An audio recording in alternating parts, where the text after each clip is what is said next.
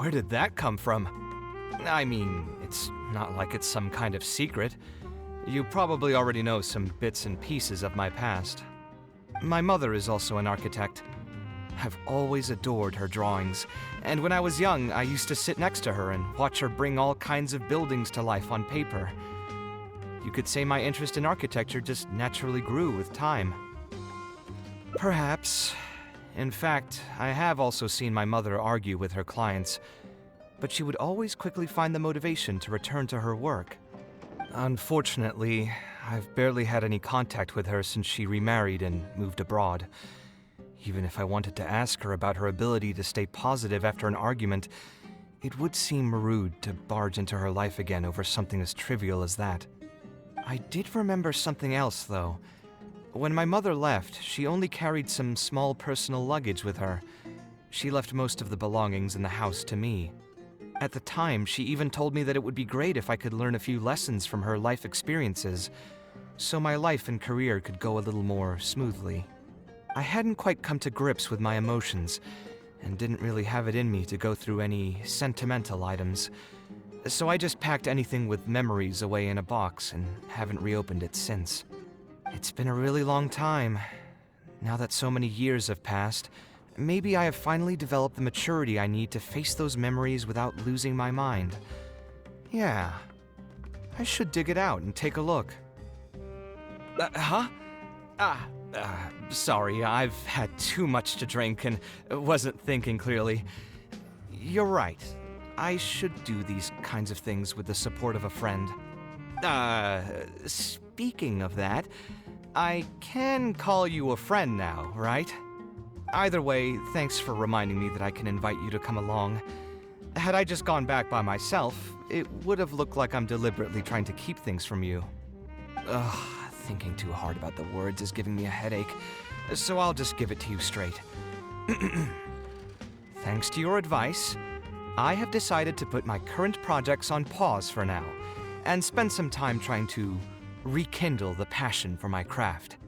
If you want to stick around and see how this will turn out, you'll be sure to encounter some bits and pieces of my past. Do you think you'd find that too boring?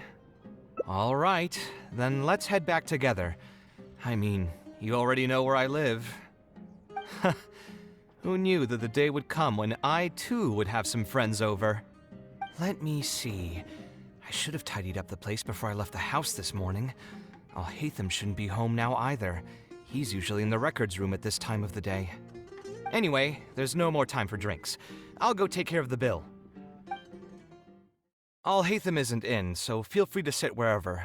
I'll bring out the box.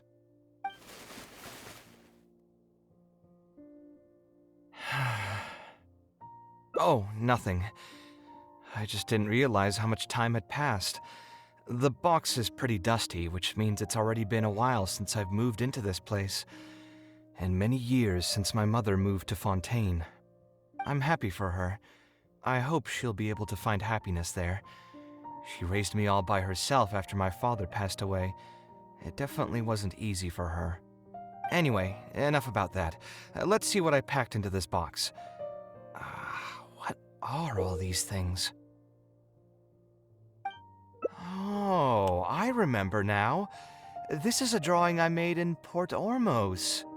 Obviously, I wouldn't call it anything special now, but I was less than 5 years old when I made this drawing.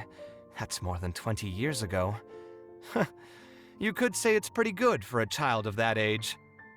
Now that I've said that out loud, I suppose I do have some level of artistic talent, right? Criticism and self-doubt have always been a part of the artistic process. Without criticism, there can be no improvement. It's normal for me to question my abilities from time to time. I admit that I may have spent a little too long questioning myself this time around, but as you know, the heart tends to dwell on whatever it pleases. Anyway, never mind. The more I talk about it, the less confident I feel. Let's see what else we have in the box. My building blocks! It's been years since I've last seen these. When I was a kid, I used to stack them super high, and could even stabilize the tower to keep it from tumbling over. Oh, and this blueprint. I made it by copying my mother's sketch, and the aspect ratio was horrendous. It's still technically the first blueprint I made myself, though. I was super proud of myself when I finished it, and put it in the same pile as my mother's sketches, hoping she'd notice and compliment me for my good work. Unfortunately, my mother didn't realize that I had put it there. When she had a meeting with a client the next day, she handed my blueprint to him by mistake. The client was completely confused by this new blueprint, but apparently he felt too tongue-tied to question such a famous architect. It was only a few days later that he finally gathered up the courage to pay my mother a visit. He asked, "The door in this blueprint is even taller than the roof. Is this supposed to be part of the design?" My mother took me with her to personally apologize to the client several times. She didn't scold me about it in private, though. Instead, she went over all the steps required to draw a good blueprint, and was very patient throughout the whole process. I still remember it like it was yesterday. Let's see, is there anything else left in this box? Huh. What was this again? Ah, this is my mother's notebook. She used to write and sketch in it all the time. When I was a child, I used to be super fascinated by this notebook, and always pestered my mother to let me read it. After asking her a few times, she told me that I could read it as long as I could guess the password. Huh. Wonder why she didn't take this notebook with her. Did she leave it to me on purpose? If only I could. I never managed to guess the password. Hey, it's not a matter of time, it's a matter of inspiration. That's what we need to guess the password. Who knows, maybe this time something will click in my head, and the answer will just present itself. I could tell what you were thinking. Don't worry, I tried all the easy guesses a long time ago. I've tried my name, my father's name, my mother's name, my grandparents' names on both sides, and all of our birthdays. I've tried every name and number remotely related to my family. I've even tried stuff like love you Kaveh, take care, and yours truly. I've tried every cheesy phrase and well-wish in the book, but this lock has refused to budge. I wouldn't try that route again. I have a hunch that it won't be that simple. Also, if she really did use something like that, she'd never hear the end of it from the folks over at Haravatat if they ever found out. So we could find someone who was close to my mother and see if they might know anything? I see what you're saying, but who should we talk to for that? My mother was never really the one to be social. My father was the one with more friends, but all those connections were severed when he died. Let me think. Is there still someone at the academia who would know my mother? Ah, actually, there is someone. Professor Zaha Hadi. Huh, you've never really heard of her? She's a famous Kasharwar scholar and leading expert in formal garden design. My mother studied under her as a student many years ago. Professor Zaha Hadi published many works during her career, so I was able to learn a lot by studying her essays. If there's anyone who still remembers my mom, it'd be her. She's older now and is no longer teaching at the academia. But if I remember correctly, she spends most of her time around the Bimarstan area. Let's go take a look. We might run into her if we're lucky.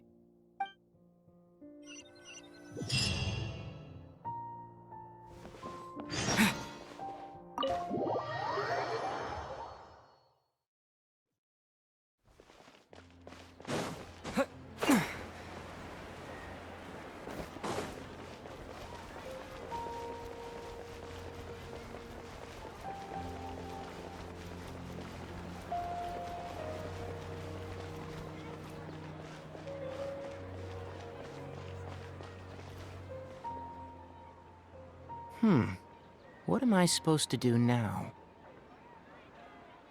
Forget it. I'll just head back. Tainari, what are you doing here? Oh, it's you. Good to finally see you again. I came into the city to buy some experiment reagents, hoping to bring them back with me to Gandharvaville. But as soon as I got here, I noticed someone banging on Cyrus's door. You've all heard of Cyrus, right? He's an ex-sage and Sino's adoptive father. I was thinking about going over to ask what's happening. That granny over there may appear old and frail, but her vocal cords certainly sound loud and healthy as ever. Granny? Yeah, she's just over there. You can go check out the situation yourselves in a moment. Kaveh, were you at the tavern? I had a quick drink or two. Can you still smell the alcohol? Drinking in broad daylight. Really?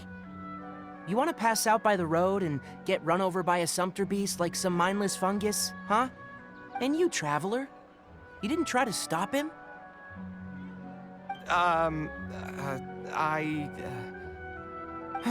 You look like a wreck, Kaveh.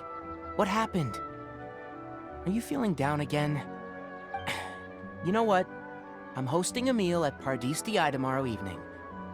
Do you want to come? Huh? Oh, I had no idea. Let me think for a moment. I'll come if I can find some time. All right. Then I'll plan on reserving 2 seats for you. I'll be heading back to Gandharvaville for now. I have a feeling that argument over there is going to continue for quite some time. It might be best if we don't get involved. A granny who lives nearby. Let's go take a look.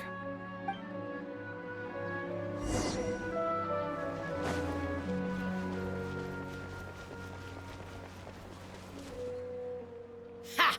So, plan on keeping yourself locked in there, huh? Fine by me. If you're not going to come out, then I'm not going to leave. My tomato was growing so well, it had all the potential to become the best tomato this year, and you cut it straight from the vine! I already told you I had nothing to do with it. Why would I take a tomato that's still weeks from ripening? You'd have to be awfully green as an investigator to think it was me. You see, the word green here could refer to both the color of the tomato and the fact that your skills could use some. Enough nonsense! Just come out and face me, you coward! You're out of your mind. If I've actually done something wrong, then get a mantra and pull me out by force, why don't ya? Oh, why you? Professor Zahahadi? And who are you? Oh, Kaveh. Fancy seeing you here. How long has it been? Come on, get over here and let the professor take a good look at you. Not bad, not bad. You've grown taller again. Professor, what's going on here?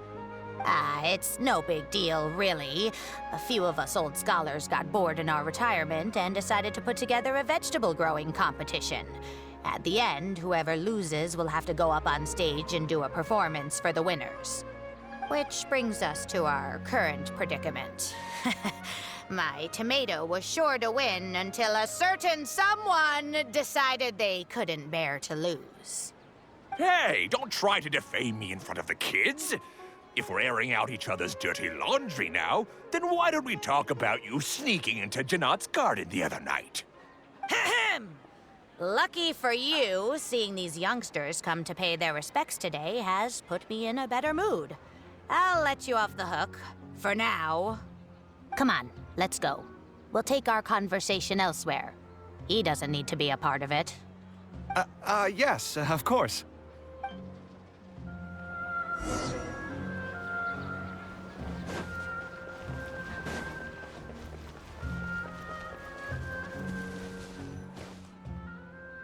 Is Faranak still doing well? Yes, as far as I know. She left for Fontaine some time ago and started a new life for herself. She's still doing work related to architecture, though. Ah, yes. I did hear about that. Did that upset you at all?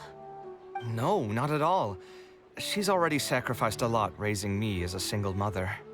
That's good to hear. Your mother did struggle quite a bit those few years. It's probably a good thing that she found a new place to call home. Sometimes I wonder if things were harder for her because she was so beautiful. People were always drawn to her beauty first, only to realize she had a sensitive and vulnerable heart underneath. She was still quite young when she first joined my class as a student. Beautiful and radiant with her golden hair, yet quiet and single-minded. She seemed like a lass from some aristocratic house who was seeing the outside world for the first time. She had to make a lot of drastic changes in her life to raise you on her own. Even during her time in the academia, she was a thorough perfectionist. If she was unsatisfied with something she had made, she'd insist on redoing it, even if I was perfectly happy with it. She had many admirers, and they'd always fill up the first few rows of seats, hoping they could get closer to her sitting in the first row. If it were any of my other classes, you'd have found nobody sitting in the front. But every time I saw her, she was always in that same rigid pose. She'd have one hand on her forehead with the other clutching her pencil. Her eyebrows would be knitted in a frown as she concentrated on the blueprint in front of her. I'm sure she had many difficult moments in her life. How did she cope with the stress? I'm not too sure. She never talked about such things with me. She rarely opened up to other people, you know. I do remember one time, though, when she got into a heated argument with a friend. She said something I found very memorable. She said, "True art cannot be understood, but as an artist, I wish some people could understand its meaning and value." If you ask me, that's probably the greatest source of pain for geniuses of their craft. It's extremely hard for them to find someone who can truly understand their ideas. So that's how it is. I wonder if the password could be... I tried both just now. Seems those aren't it either. What are you trying to do? My mother left her notebook to me, but it has a password and I haven't figured out what it is yet. I'm trying to learn more about her so I'd have a better chance at cracking the code. Thank you for all that you told us. It's the least I can do. Talking to youngsters like yourself makes me feel younger too. Honestly, looking at you now, I can see how much you resemble her. It's almost as if she's standing right in front of me again. Your personalities are quite alike, too. You're both stubborn and both a little awkward. Of course, I'm sure the similarities are mostly superficial. But so long as you continue to harbor those traits, you'll find a lot of difficulties in your work. I've taught a lot of students over my career, and in my experience, very few genius architects of Ksharawar ever found happiness for themselves. They would know exactly what they want to express and fight for it tooth and nail, which inevitably led to arguments with their clients. Some clients would choose to respect the architect's vision or just let the argument go because of the architect's reputation, but those are the rare ones. When Faranak first graduated, she was getting into arguments with her clients nearly every single day. I think it only got a little better when she met your father. I see. But wasn't my father from Rotawahist? Could he understand the designs my mother made? No, I think they were probably beyond him, too. But despite that, he still stayed next to her, listening to her joys and sharing in her sorrows. Faranek had many admirers, but she ended up choosing your father. His support probably played a part in that decision. So instead of understanding, perhaps all we need is just companionship. Huh. It worked! Oh, was that the right password? Yes! Then you should be on your way, child. Find a quiet place and see what she wanted to say to you. Being the awkward person that she is, I suppose there were many things that Faranek could never say out loud. Instead, she probably left them in her diary, hoping that they would make their way to you one day. If you're ever in a mood to chat again, just come and find me here.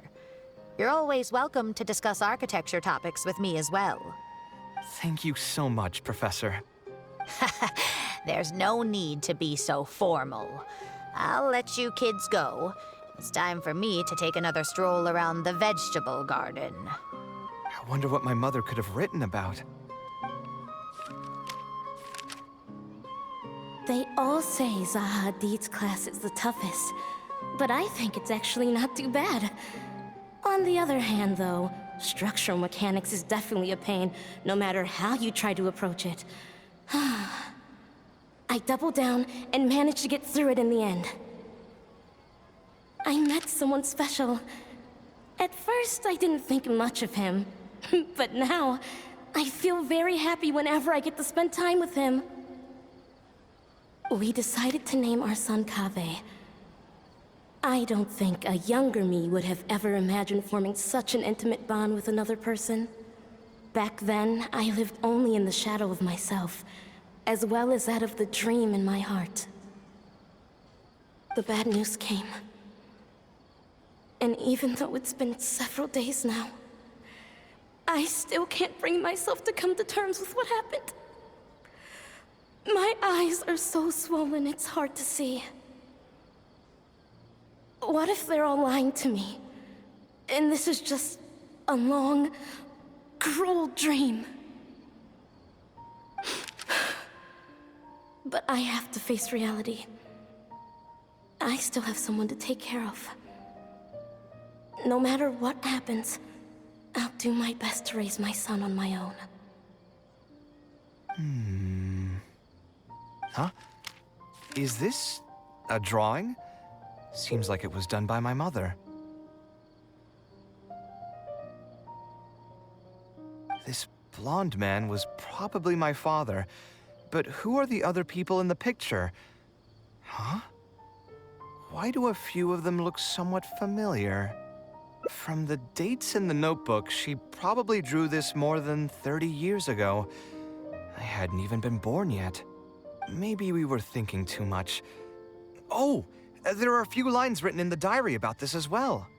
The one who invited us to the gathering is a talkative woman.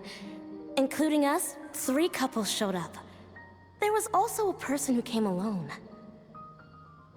The talkative woman introduced everyone to each other. She spoke really quickly, so I couldn't quite catch everything she said, but I also didn't feel like asking her to repeat herself. My husband seems to be friends with the man with long ears. I couldn't really join their conversation, so I've resigned myself to sitting in a corner and drawing in my notebook.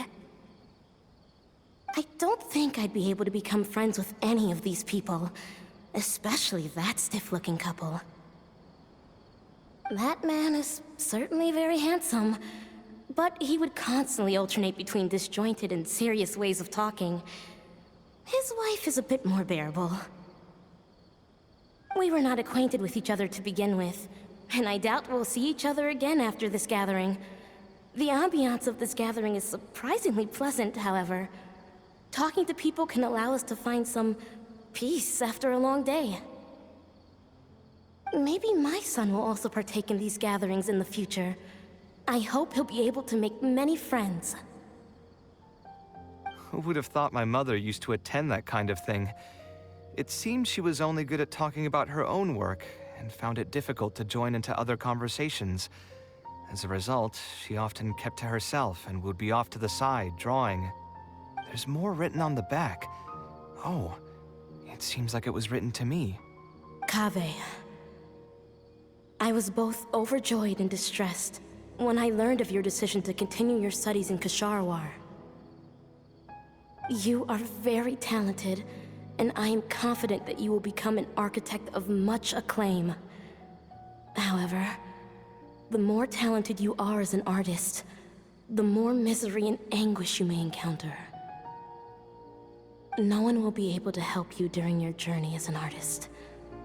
But outside of your life as a creator, you can learn to form connections with other people and enjoy many other things in life. It's the only way to alleviate your suffering. Whenever you feel down, seek out a friend to sit and have a chat. You can accumulate joy and fulfillment by spending time with them. The positive feelings you gain will get you through the long and difficult years. Never forget that companionship is the most important thing of all. So that's the answer she prepared for me. She really thought long and hard about me and my future. Well, now that I've read her words, do you think I should accept Tainari's invite and attend that dinner at Pardis Di? The thought definitely crossed my mind. Although it'd be nice to get together with friends and chat the night away, I don't want to bring down other people's moods because I'm sad. Besides, don't most people hate the feeling of seeing their friends troubled and being unable to help? And what's worse, nearly all of my problems can't be easily resolved with some encouraging words or gesture. And don't forget, I'm also older than all of them. As their senior, I should appear to be a bit more responsible. Huh, you're right. I really didn't expect to run into him here. I swear, his nose must be just as sensitive as his ears. Well then, I guess it's best that we go and join him for dinner. That means I'll owe him yet another meal now. You know what? I'm not going to overthink it. I'll see you tomorrow at Pardis Di.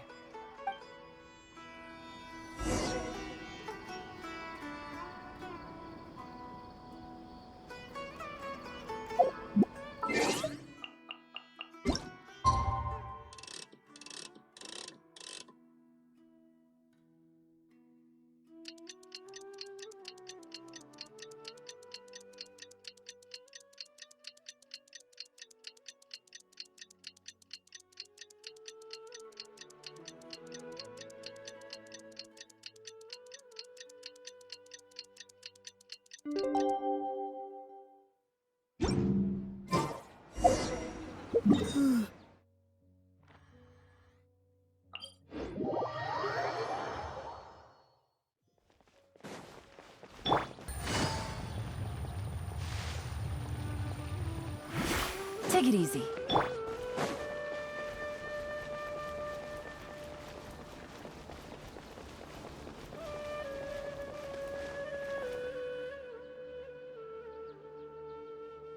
Alhaitham also got my invite, right? Will he be coming to join us? That guy? He's never been a fan of social gatherings. I wouldn't get my hopes up if I were you. Are you sure? All right then. I guess we won't wait for him. Yeah, let's go. I mean, maybe we should give him a little more time. We can keep chatting for a while longer. Oh, sure.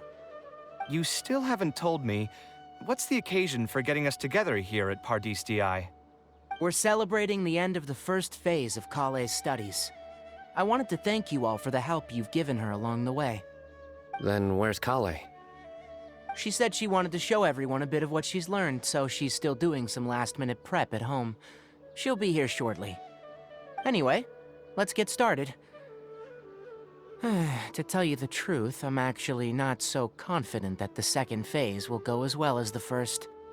The curriculum will become a lot more involved, and I'm worried that she won't be able to get through all of it. I was hoping we could brainstorm about it together before she gets here. I knew this wouldn't be just a simple free dinner. Is that why you also invited Alhaitham? Yes, I thought it would be good if we could all put our heads together about this. Anyway, let's take a quick trip down memory lane.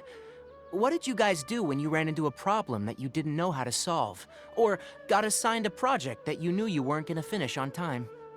Never happened to me. I'd just pull another all-nighter. You two are hopeless. Does anyone have a more useful answer to the question? Ooh, that's a good point. Confidence is the most important thing. Once you lose your sense of confidence, it'll become all but impossible to find the motivation to study. This could be a potential direction.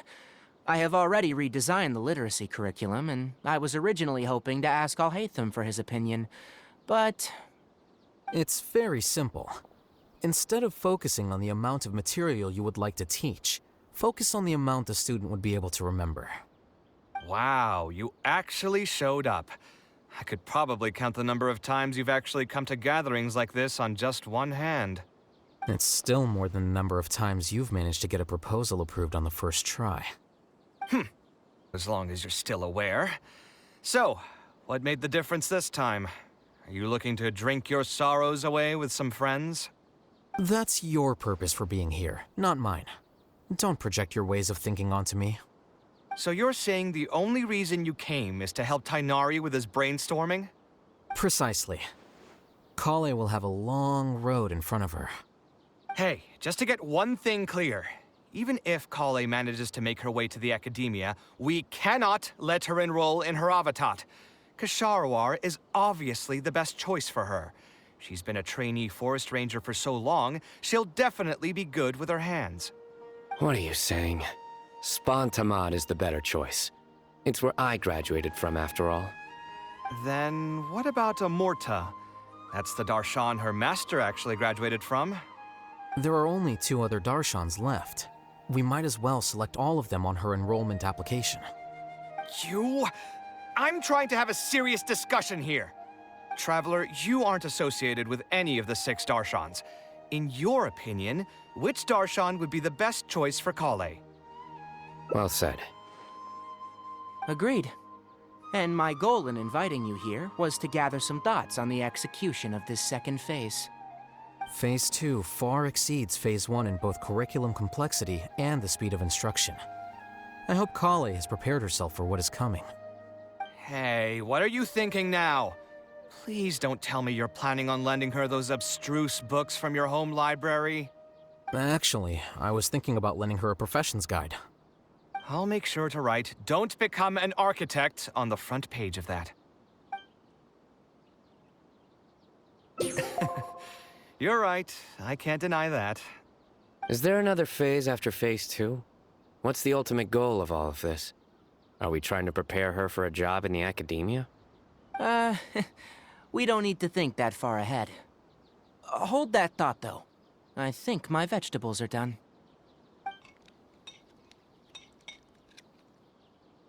I'm telling you, that client had no idea what he was talking about.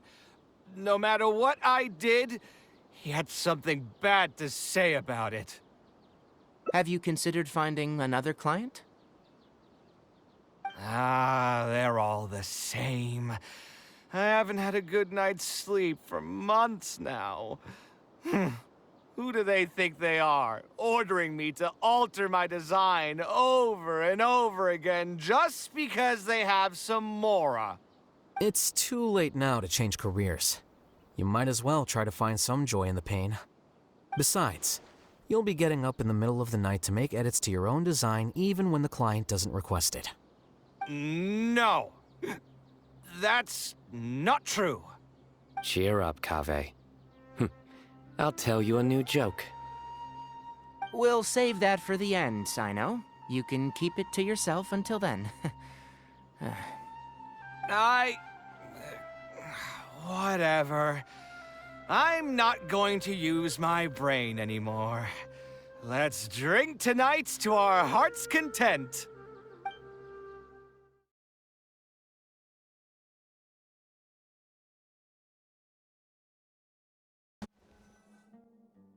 Of all the places in the Academia, I remember this one most. When my studies got busy, I used to pull all-nighters here trying to finish my blueprints. Who doesn't miss their time at the Academia? Life was a lot simpler then, and we all had far less troubles. I created many designs that I thought were beautiful in the House of Dana. I drew whatever came to mind, since I didn't have to care about budget constraints or turning them into reality. If I had to give a reason, it'd probably be because I like the ambiance here. The Academia also had a rule that allowed scholars to annotate any physical books they came across. As a result, the books here are chock full of scholars' wisdom across many generations.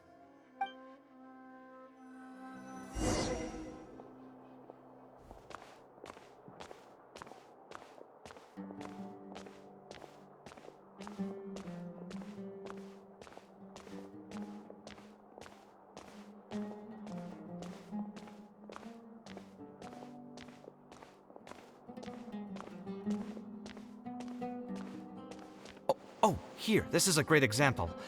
This book, History of Ancient Sumeru Architecture, contains some analysis that I did many years ago. Huh? Why is Alhatham's handwriting also in here? When did he ever read this book? I guess it's probably from when we worked on that research project together. Anyway, he probably never cared to tell you this, but the House of Dana is where Alhatham and I first met. I came here to do my homework, and saw him sitting by himself next to that row of bookshelves. A group of Haravatat scholars were chatting near him, but he looked as if he was too lazy to join them. There was a pretty stark difference between him and all the rest of them. It was my fault for feeling bad for him. I thought he must have gotten into some kind of trouble and went over to ask if he needed anything, not realizing that... Not realizing that you were in fact the one in a whole heap of trouble? Alhatham? Why are you here? The House of Dana is a public space. Anyone can come here, no? But shouldn't you be at the records room at this hour? You're not here to watch me make a fool of myself, are you? You think I would derive amusement from watching you fall into depression over your life's various troubles? If that's the case, then I suppose I must have been entertaining myself for years. I came here to pick up a few files. If your voice hadn't managed to get through my soundproof earpieces, I probably wouldn't have noticed you. All right, I admit I was probably overreacting just now.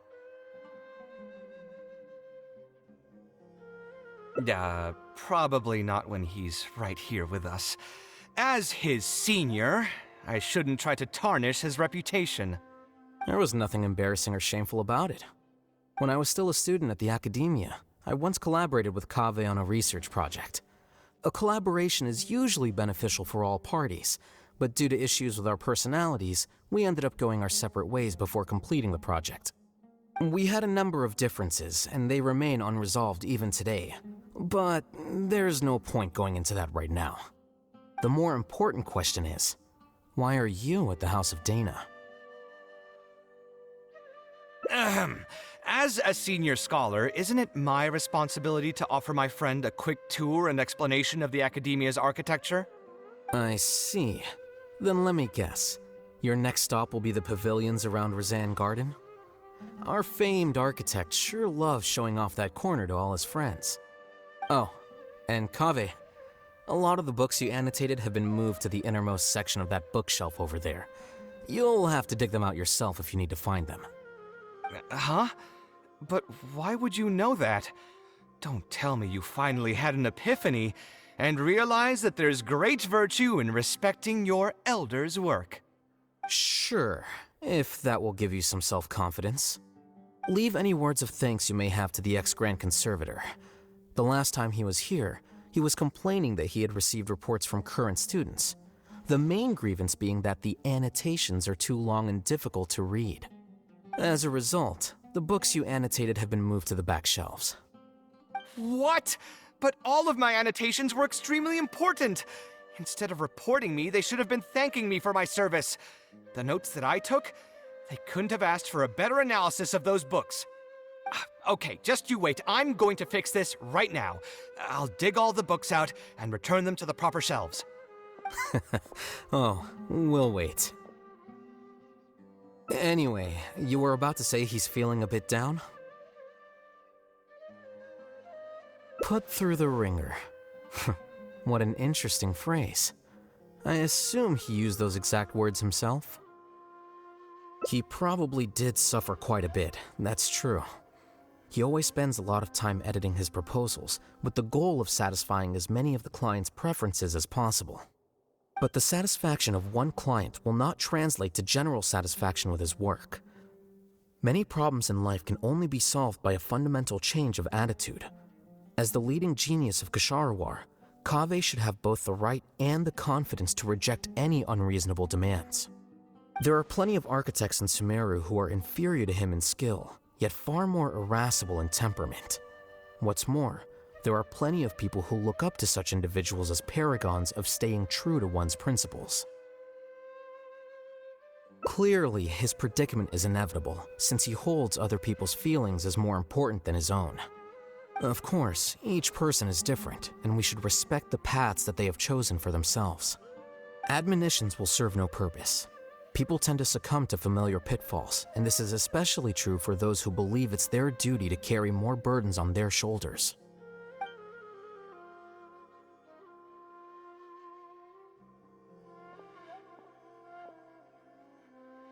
Looks like you were having an enjoyable chat while I was gone.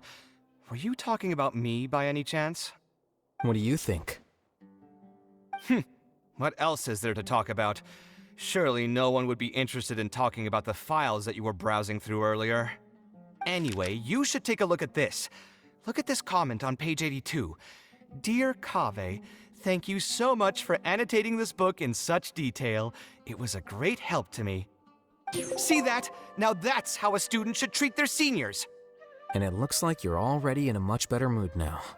It really doesn't take much to make you happy, huh? Me? Happy? I'm mocking that retired blockhead for being so full of himself. He understands nothing about the true beauty of architecture. When I can find some time, I'll have a serious talk with him about making sure these books are put where they belong. Why don't you just move all the books yourself? It's not like he hasn't cursed you out before. What was that nickname he gave you while you were in the academia? The Urchin of Kasharwar? Kaveh had a habit of scribbling and writing in all kinds of books. Hey! You didn't need to bring that up. At least not when I'm still standing here. Oh, actually, I also found a really old sketch in one of the books over there. See? Doesn't it remind you of something? Huh? Don't tell me even you don't get it. Don't ask me. This is the time you specifically put aside to brag about yourself. Feel free to hoard all the spotlight you want. You? In that case, allow me to explain. Although this sketch is a little abstract, you can plainly see from the road plans that this was an original concept for the expansion of Port Ormos. We can also plainly see that the designer was a huge fan of this project. It's the project he loves to talk about the most, second to the Palace of Alcazarzaray. If I don't keep bringing up the neat projects that I've done, how would anyone know that I was the one who did them in the first place? There shouldn't be any complaints about Port Ormos. If I remember correctly, the construction process was very smooth, everything was made ready ahead of time, and there were very few safety concerns. There are indeed no records of any complaints about this project. A most impressive achievement. See? What did I tell you? Come on, let's take a stroll through Port Ormos next. I'll tell you all about the designs I made for the place. No need. It's almost time to clock out for the day, and I don't intend on bringing any unfinished work home. Suit yourself. It's not like you know how to appreciate artistry anyway. Let's go, traveler. I'll take you to Port Ormos.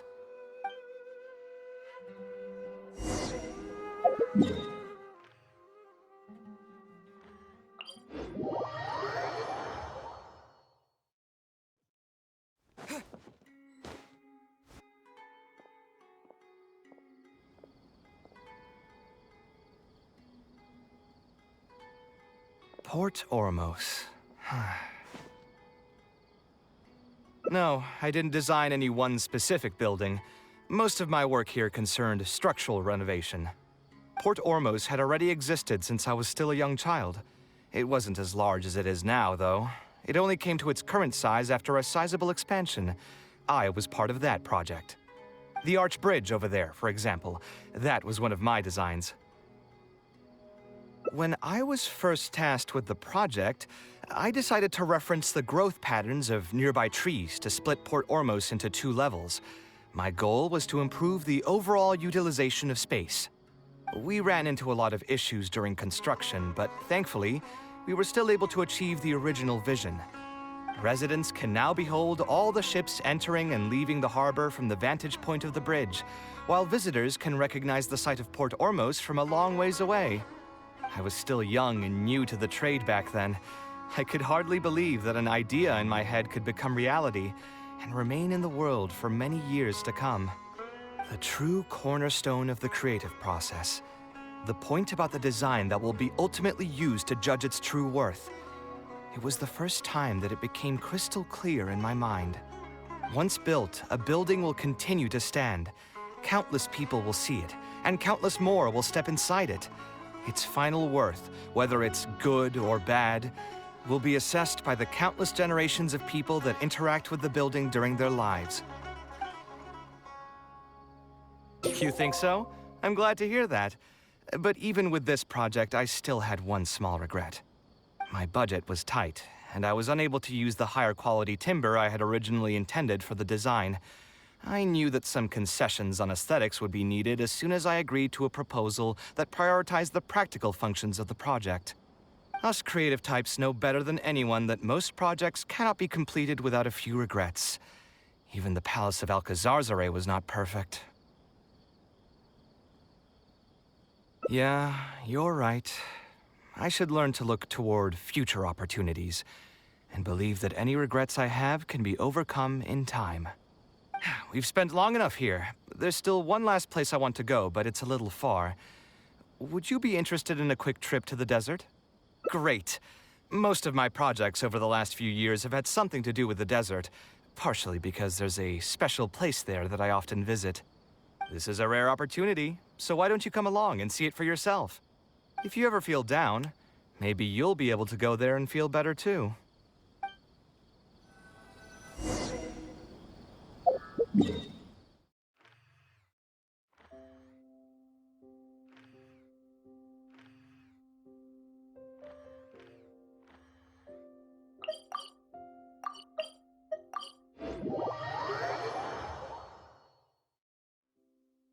Who would have thought that so many primal constructs could have congregated here while I was gone?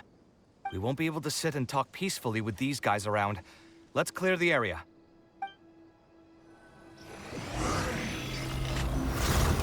Site clear! Things are about to get dicey. Let's light it up!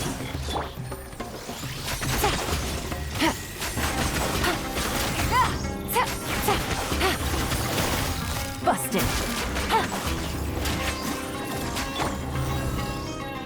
This is order.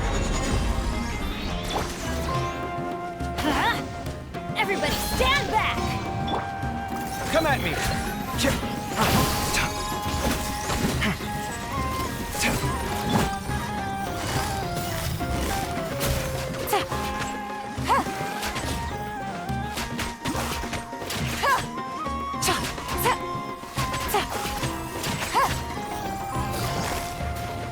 Quietly now.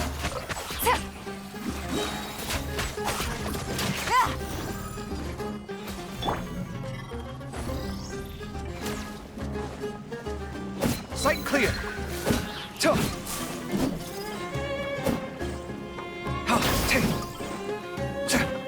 Scanning! Breaking new ground!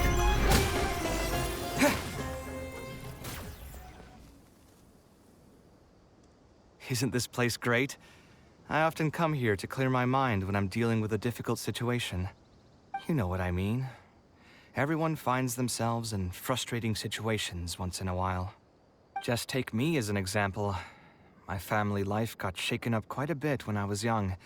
I struggled in school, and I got into a huge pile of debt building the Palace of Alcazarzaray. Although Alhaitham thinks that it's because of my personality that I continue to live in the shadow of the past, I think it's also just a part of life. Plus, if I look back, I've honestly had my fair share of good luck as well. You could probably say I've followed in the path of my mother.